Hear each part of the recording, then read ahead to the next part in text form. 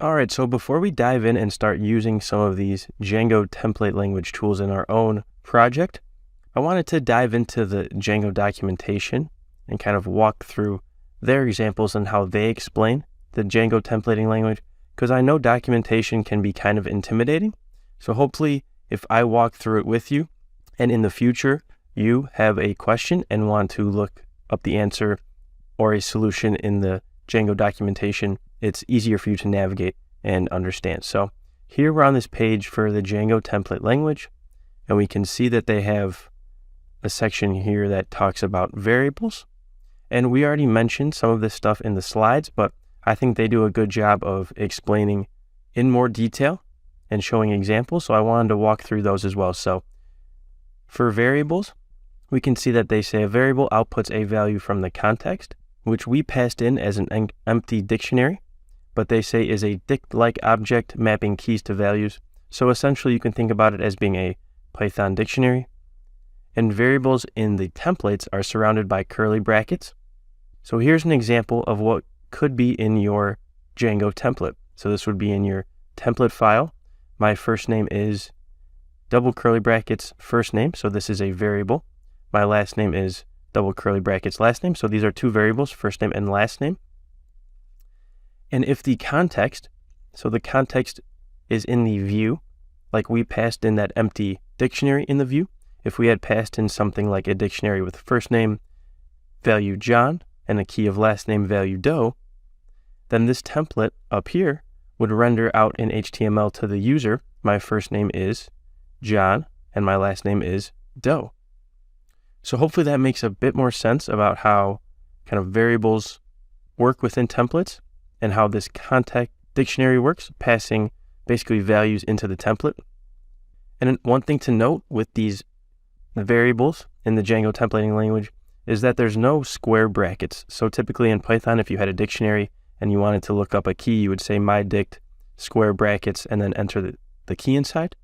Everything in the Django templates uses dot notation. So mydictionary.key, or if you wanted to access an attribute on some object, you would use myObject.attribute. Or if you wanted to even access the index of a list, you wouldn't use square brackets 0, you would use .0.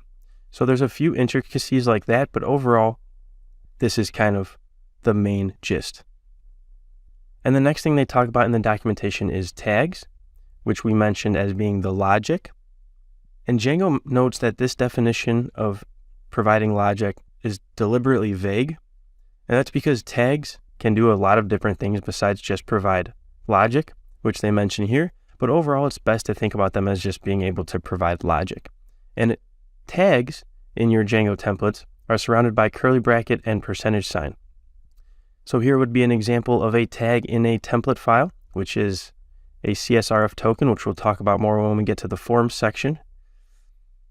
But tags can even accept arguments. So here we have this cycle tag, and it accepts this odd string and this even. And then some tags require beginning and endings. So for instance, this if statement has an if tag right here that opens and closes. And then it also has an end if, which is always required. So for if statements, you would have the opening if tag and then the ending end if. And you can also have an else tag somewhere in between. And then finally, they mention filters, which we discussed, let you transform the values of variables and tag arguments. So we already actually went over this example using the title filter. So here they have Django, and then to use filters, you use the pipe sign and then the filter. And they're used typically with variables. So here we have this Django variable, and then they applied this title filter.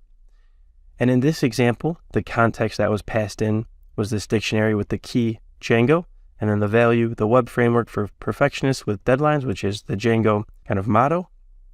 And so in this example, this Django variable would render this value here, and this title filter would capitalize the first letter of each word to make it more like a title. So this is what would be returned to the actual user.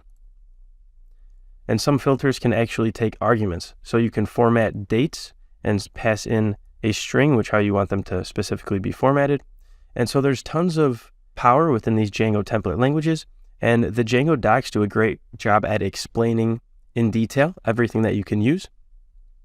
So hopefully this helped you kind of feel more comfortable looking at documentation, and going forward, if you have any issues or problems of your own, the Django docs are a great place to start to dive in and kind of uncover what could be going wrong or how to best use the framework.